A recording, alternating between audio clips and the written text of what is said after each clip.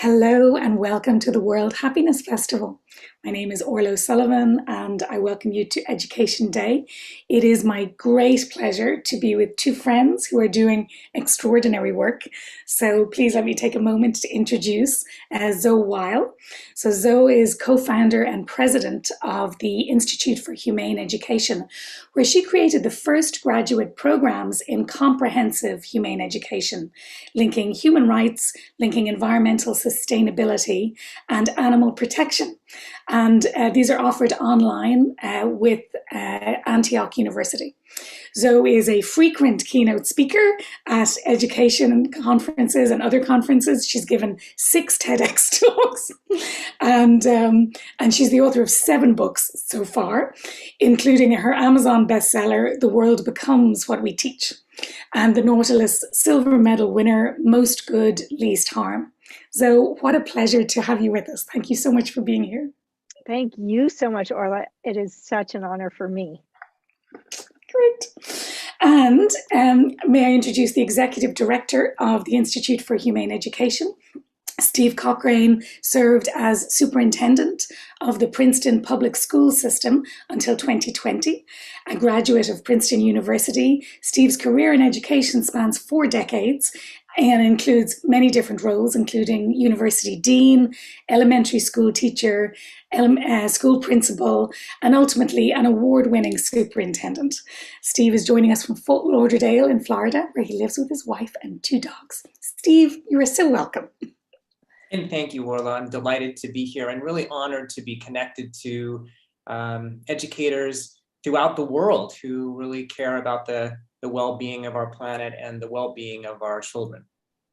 Yeah, it's a fantastic kind of circle that we're part of today.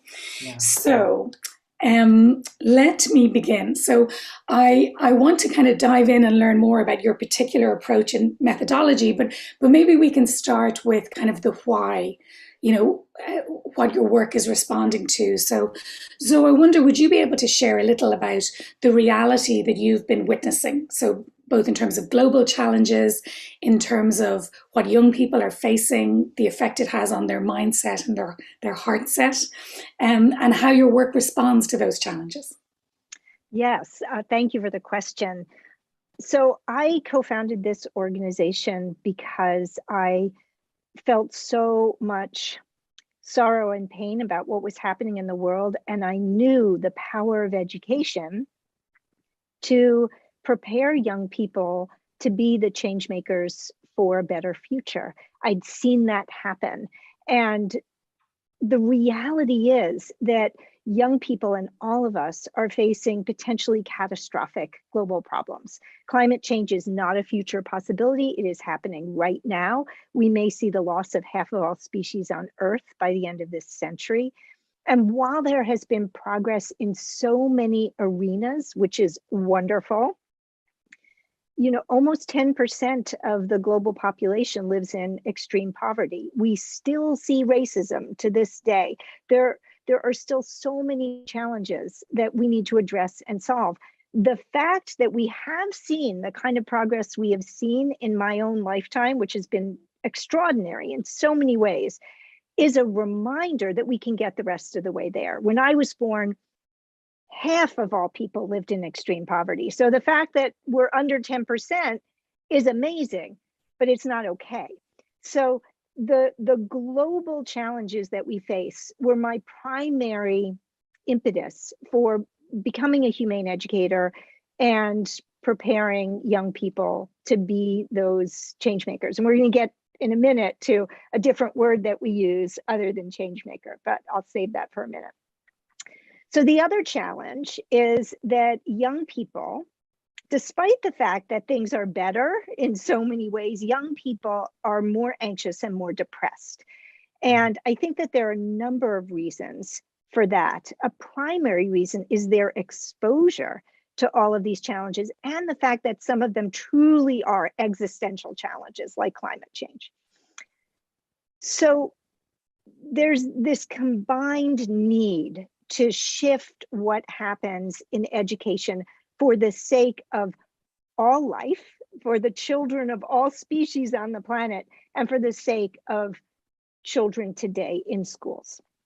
And I want to share a couple of stories about what I see happening to children and what I see happening when we shift education. So the first story is from about 6 years ago when I was invited to speak to a middle school in Connecticut in the United States. And I asked the students, these were 5th and 6th graders, I asked them to share with me what they thought were the biggest problems in the world. And they filled up a whiteboard. And the problems that they named were the same problems that adults would name. So this was not as if they were saying anything that wasn't unusual. They were saying the same things that everybody says, nor were they saying things that they were being taught in school. I mean, one boy, and these are 5th and 6th graders, one boy said sex trafficking. He was not learning about that in school. So this is a reminder that kids are exposed to all of these issues, whether we teach about them directly or not. So after the whiteboard was filled, I asked them to raise their hands if they could imagine us solving the problems that they listed. And of the 45 children in that room, only 5 raised their hands. Only 5 could even imagine that we could solve these problems. And that was the most sobering moment in my many decades of work as a humane educator, teaching about these interconnected issues. I thought, if these young people can't even imagine us solving these problems, why would they be motivated to try? So I stopped what I was doing and I asked them to close their eyes and take a few deep breaths. And I did a guided visualization with them. And in the visualization, I asked them to imagine that they were very old and approaching the end of a very long and very well-lived life. And I asked them to imagine themselves sitting on a park bench on a beautiful day, and the birds are singing and the air is clean and the waterways around them are clean. And at this point, at the end of their lives, they can't even remember the last time there had been a war. And nobody was going to bed hungry because they had no choice. And as I asked them to imagine this world, I invited them to imagine a child coming up and joining them on the park bench. And I asked them to imagine that that child had been learning history in school and learning about much darker times, times that they lived through. And the child had all sorts of questions for them about how things had changed. And then the child asked a final question. What role did you play in helping to bring about this better world? What did you do? And while they still had their eyes closed, imagining what they would say to this child, I asked them to raise their hands if now they could imagine us solving the problems they'd listed on the whiteboard. And at that point, the ratio of hands completely flipped and 40 hands went up in the air. Yes, it was a good moment. It was such a relief that it didn't take all that much to restore their hope. What it took was them imagining that they themselves were agents of change, that they participated in making a difference. So fast forward a couple of years, I was invited to speak in a school in Guadalajara, Mexico. And I walked into the 5th grade classroom and I asked them if they could imagine us solving the problems in the world, and every hand flew up in the air immediately. So what was different?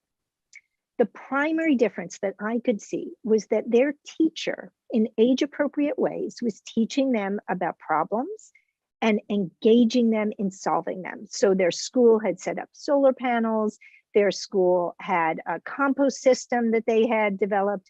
They were using refillable water containers rather than little plastic disposable water. They knew problems could be solved because they had been solving them. So what I learned from those two experiences is that whereas we might think, oh, you know, we adults have created all these problems in the world, we shouldn't burden young people with solving them. The reality is young people know about these problems and they are burdened with despair, they are burdened with anxiety, they are burdened with depression. And we can alleviate that for them at the same time as they can engage in the collaborative, wonderful process of contributing to positive change. So it makes their education meaningful. It makes them feel part of something important.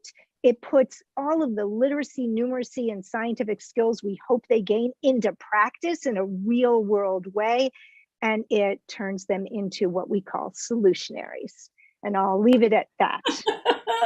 I love that word, solutionaries. I'm so grateful. Thank you so much. So I can sense the difference in the feeling of agency. You know, that, as you say, a lot of children, they soak up everything anyway, all the anxiety. They're overwhelmed with statistics and data about, you know, what direction the earth is headed towards, and you know, in an unprecedented way, they are able to see, you know, little koala bears burning in an Australian forest fire, and you know, they consume one despairing image after another, and if it just sits, it just kind of festers. So the idea about using, you know, our imagination and our critical thinking skills to be able to generate a response to that, and to kind of provide an antidote to some of the anxiety, some of the isolation, some of the despair, is just phenomenal. I'm looking forward to talking about that more.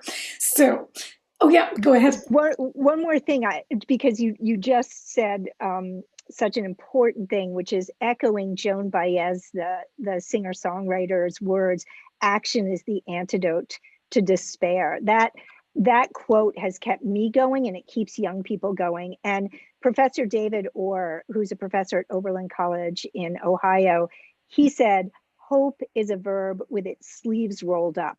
And I think that the only way that we can maintain hope, and Greta Thunberg said it too, she said, when we start to act, hope is everywhere. The only way that we can maintain that hope and optimism, which is evidence-based, it's rightly earned, that optimism, is to act. Yeah, absolutely. And I love that. So my teacher, Thich Nhat Hanh, you know, taught about this a lot, about how we can caring for ourselves is caring for the planet. Your happiness and well-being is mine. And he'll say, like, even the smallest action, like, is not nothing. So do what you can where you are, and know that that is a contribution to all of the great kind of circuit of energy that we share together. So I often encourage, when children feel it's very big, I go, well, what's like one next step? What's one next step that you could take today? And yeah, this sense of empowering and choicefulness as well. Child or young adult being able to choose to listen to their own wisdom about what they're seeing and move in that direction. Very inspiring. Thanks. So Steve, let me draw you in here. Now, you bring decades of experience and a really interesting perspective to this work. And I know that as you know, as superintendent, you were offered an interesting opportunity to kind of reframe what is education for, what kind of people do we want to be graduating? Like, is it simply successful grades that we're looking for and measuring? So I wonder, can you share a little bit about your experience with that? Sure, thank you for the opportunity. Well, in 2013, before I became a superintendent, I was just interviewing for the position. And I was asked a number of questions by the school board, but the very first question I was asked, and perhaps the most important, was, how do we help our students to graduate happy? Now, this is a district that's in the shadow of Princeton University. It's a district that did a phenomenal job of getting students into the most prestigious colleges in the world, who then went on to get some of the most prestigious careers. But the students were incredibly stressed. They were anxious. They exhibited a high degree of depression. They were doing homework 3 or 4 hours a night. They were getting just over 6 hours of sleep a night, and hospitalizations for suicidal ideations were not uncommon. And so, as a community, we came together and wrote a new mission statement.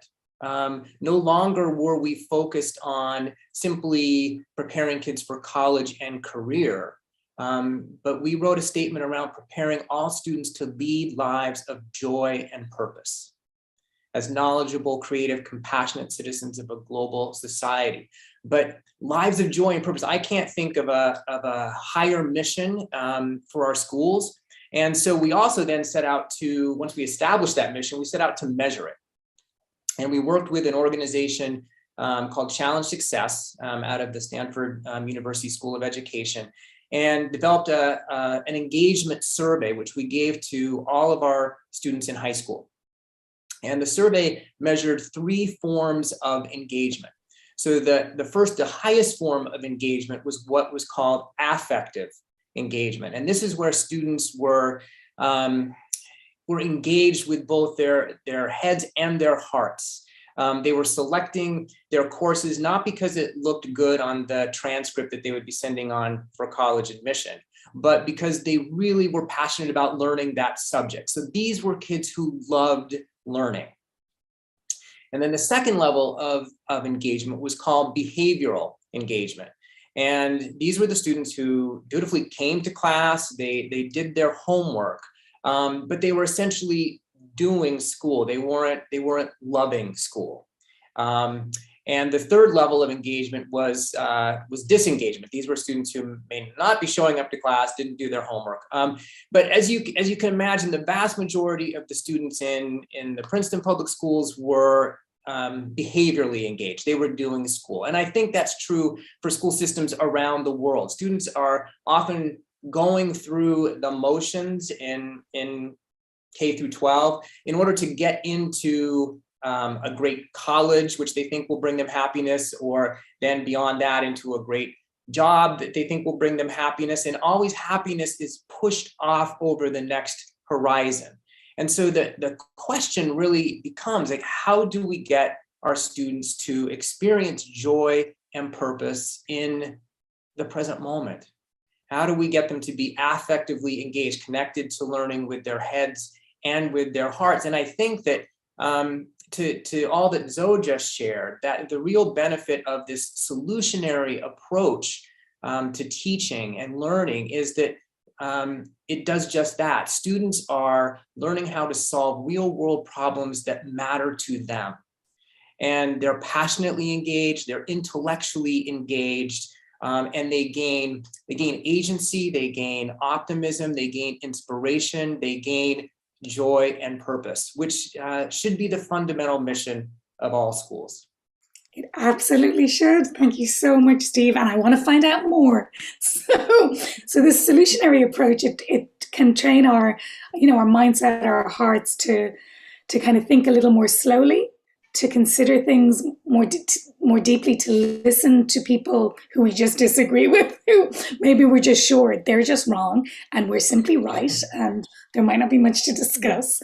And then to develop strategies for moving forward in a way that includes everyone. Quite revolutionary. So could you speak a little more about that and how it works and what it entails?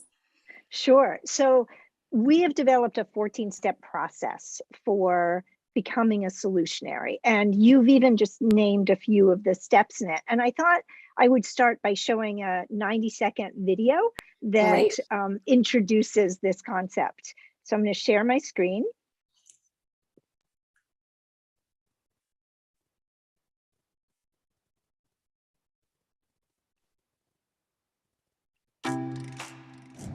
Sometimes the world's problems can feel overwhelming. And it often seems like we can't agree on anything. But we know how to look at problems and solve them, don't we, Poppy? Take a look through these solutionary lenses. Solutionaries see how problems connect to one another. They do research. They map out the systems that perpetuate problems, learn about who is harmed and who benefits, and engage in some serious critical thinking. Then, they come up with solutions that do the most good and least harm to people, animals, and the environment. They also look for ways that they can personally make a difference. I've got great news. There are solutionaries all over the world. But imagine if there were more. Imagine if we educated a generation of solutionaries. By making schools and communities solutionary focused, we can set everyone on a path toward effectively and enthusiastically solving challenges wherever they find them.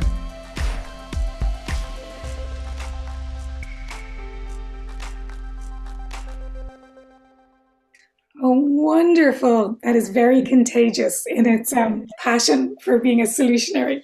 So please do share a little more about that with us. So one thing that it's important to explain is the difference between being a solutionary and being a humanitarian. So the world needs both solutionaries and humanitarians, and solutionaries usually are humanitarians. So what I mean by that is a humanitarian, like we're facing a humanitarian crisis right now in many places in the world, but we're all acutely aware of what's happening in Ukraine. So we need to be humanitarians. We need to help the people, the refugees who are fleeing a country that's being invaded. At the same time, we need to be solutionaries who are thinking long-term about how do we address and solve the underlying systemic problems that lead to war and that lead to so many things, that lead to climate change, that lead to racism and inequities, that lead to animal cruelty. So in the solutionary process, students will learn about different issues, but they will learn about all of the causes of those problems. They're going to be doing research to understand what are the root and systemic causes that contribute to those problems.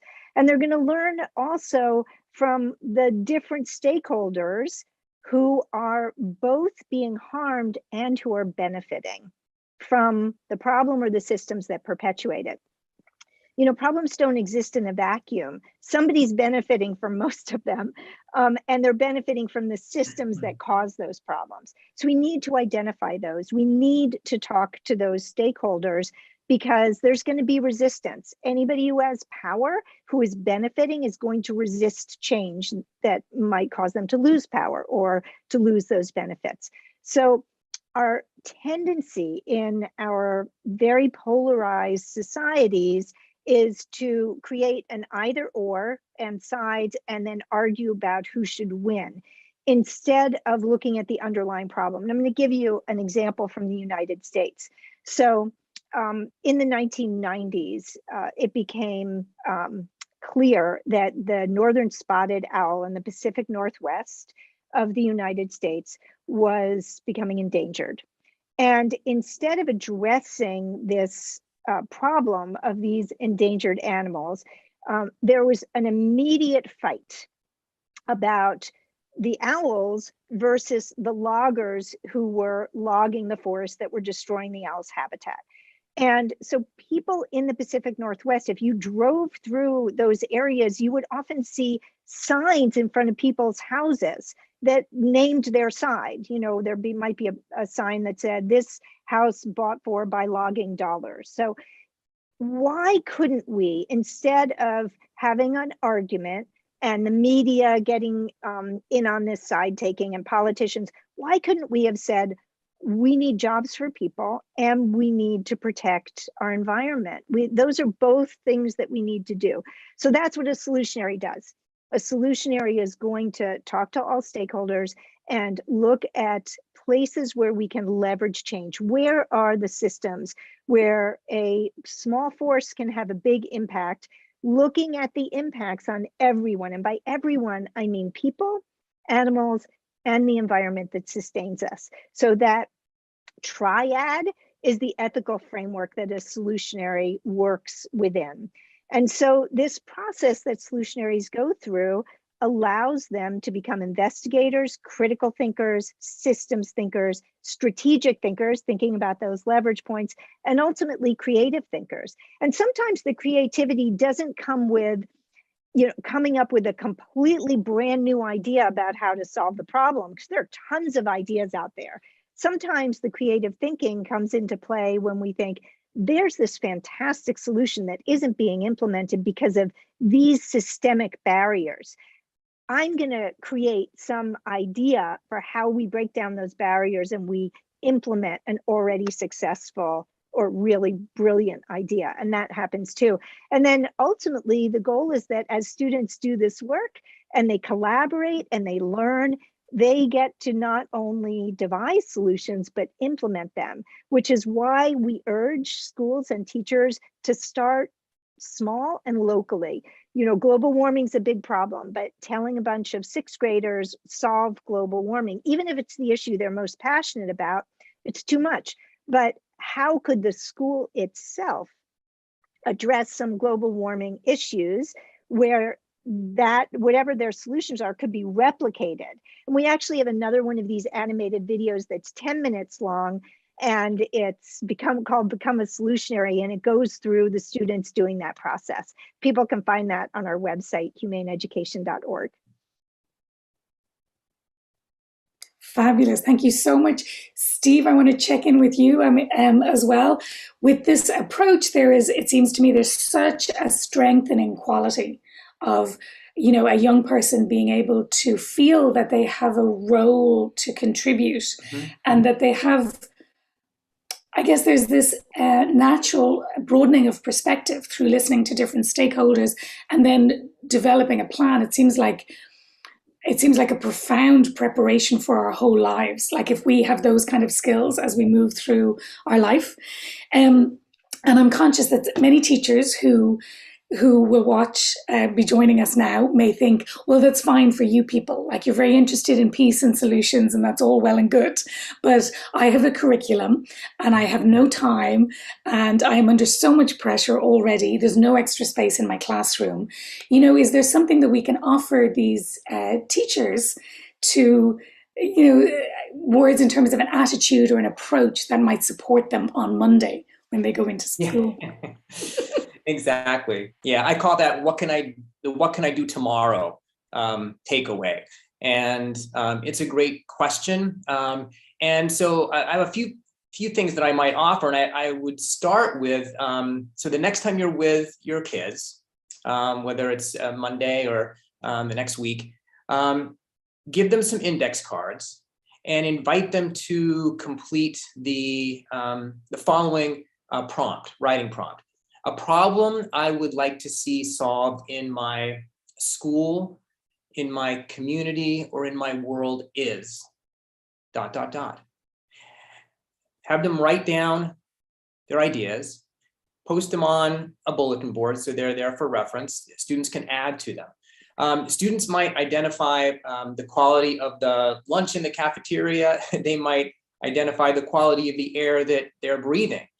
They might focus on a classmate who's being ostracized or bullied. They might focus on Russia's aggression towards Ukraine.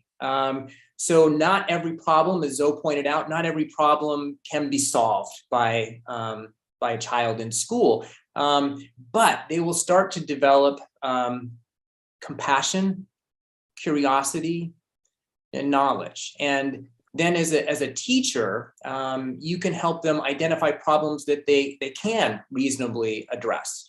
And as a teacher, you might also start to see links to problems they identify and the units that you are teaching in science, in social studies, in language arts, whether it's about climate action or endangered species or the Holocaust or slavery. Those links will happen.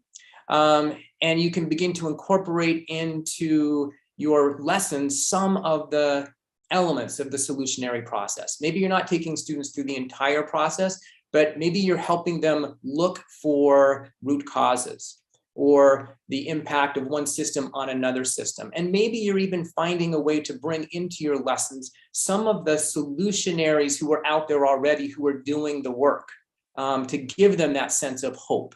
You might find yourself starting a solutionary club after school, where students have more time to pursue some of the things that they want to see changed in their school or in the community. And I also want to say this, the solutionary framework is not a deviation from the curriculum. It is a deepening of our students' experience with the curriculum. Every school, every teacher wants their students to develop skills in reading, in writing, in research, in presentation, in critical thinking, in collaboration. And the solutionary approach to teaching incorporates all those skills, but infuses them with a passion that comes from students being truly invested in their learning. And it also, as Zoe points out, incorporates this systems thinking, which is not typically something that we focus on in schools, and an ethical analysis as students think about how will this solution, who will it benefit, who might it harm, looking at all people, looking at animals, looking at the natural environment. So the other thing that schools that recognize the value of the solutionary approach will do is say it can teach all these wonderful skills that we know we want our students to have. And we recognize that the students in our schools today are the caretakers of our planet tomorrow. So we have this obligation to give them the ability, the skills to solve problems. And so they may hold like a solutionary summit. So we have seen schools that will carve out 2 weeks in the spring for all 8th graders or all 5th graders to come together and identify problems that they want to solve. Or very often schools will say, we're going to give you the 17 UN Sustainable Goals, which is a wonderful way to begin. So, they may focus on climate action, ocean quality, clean energy, food scarcity, gender equity. And the UN has done a wonderful job on their website of curating resources for students so that students can immediately come together in small groups, pick a UN goal that they're interested in, and then dive in to learning about the issue because all the resources are there. So there's lots of ways that teachers can begin tomorrow in their class and do elements that a whole school could say, we really believe in this and we know that we're going to be teaching the standards and meeting the goals that we have for our students through something broader. And then the other thing that I would just point out are the resources that we have on our website. So there are lots of different ways to integrate the solutionary framework into a teacher's current curriculum. And if anyone would go to www.humaneeducation.org, we have a For Educators tab at the top, and you click on that and you'll see our solutionary guidebook, you'll see sample lessons, and there's even a request for us to work with your school, which we'd love to do. Wonderful. Oh, that's great. Thank you so much, Steve. Plenty to explore there. And I mean, it seems to me, so in Wake Up Schools, our approach is that we begin with the teachers, because if we can support one teacher's heart and mind, then they will support hundreds and thousands of people over their career. So Zoe, I wonder, can we come to you to share a little more about, how we can connect with helping teachers to feel inspired or comfortable being solutionaries and allowing this attitude of teaching and learning together as a classroom? Yes, and thank you both for that. And I would just say to teachers, your profession to me is probably the most important profession in the world because no other professionals hold the future in their hands. And will our future be bright? And will we solve the problems we face? Well, the answer to that question lies more with teachers than anybody else. So thank you so much, teachers. You matter so much. I wanted to show a 1-minute video that we created for a little inspiration. And then I want to share just a brief little visualization for everybody.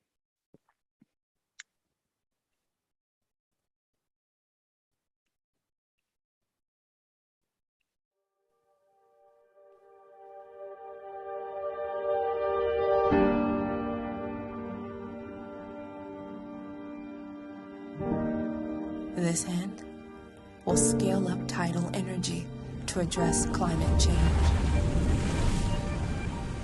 This hand will help draft your country's foreign policy to reduce conflict. This hand will inspire societies to embrace the compassionate treatment of animals. This one will set the new legal standard in the protection of human rights. This hand will provide farmers with regenerative systems to keep food healthy. This hand will help ensure equal access to education. This one will protect endangered species. This hand will help prevent cancer, will address income inequality, protect our environment,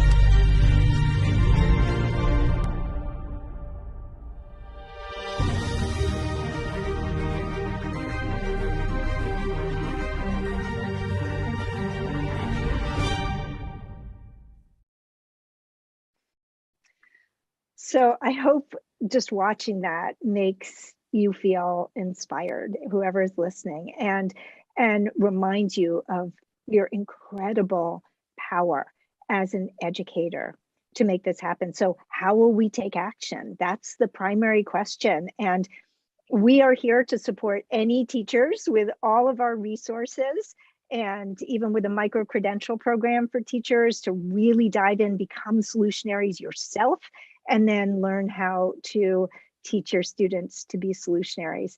And so if you'll indulge me for one more minute, I invite everybody who's listening to close their eyes and just listen to the sound of my voice. And I'm going to invite you to imagine yourself like those children did in the guided visualization I described earlier. Imagine yourself at the end of a very long and very well-lived life, sitting on a park bench on a beautiful day with the birds singing, and when there hasn't been a war in so many years, and when people have learned to treat each other and other species with respect and compassion. And now I'd like you to imagine that maybe a dozen of your former students who are now adults have come to join you. And they're surrounding you. And they have gone on to lead lives of joy and purpose. They are in many different professions. They're business people, they're healthcare providers, they work in science, they work in the legal profession, they work in politics, they work in education, and all of them are solutionaries. All of them have contributed in their profession to helping to bring about this better world that you now live in. And there they are, surrounding you, and one by one, they share what they've done. And they end by saying to you what you did to help them get to that point. How your teaching mattered and set the stage and planted the seed for what they achieved. Just listen and hear what they have to say to you.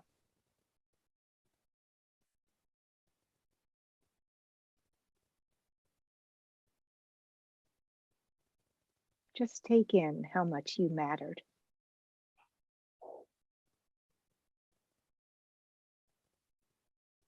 Thank you so much for teaching.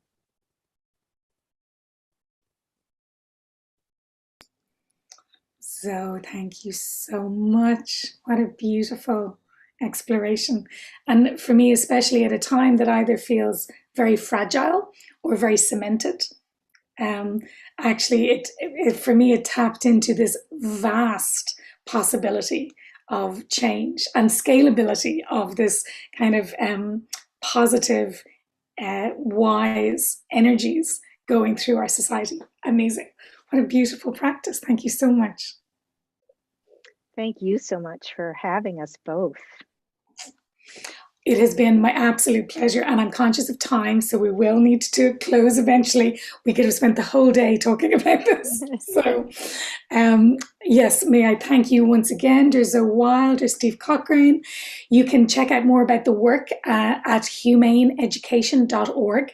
And as has been mentioned, there's a bunch of different resources there for teachers, from micro-credential programs, Solutionary Guidebook for Educators, details on the graduate programs with Antioch University. And of course, you have Zoe's many books, including The World Becomes What We Teach, Educating a Generation of Solutionaries. Dear friends, thank you so much. Thank you so much. Thank you.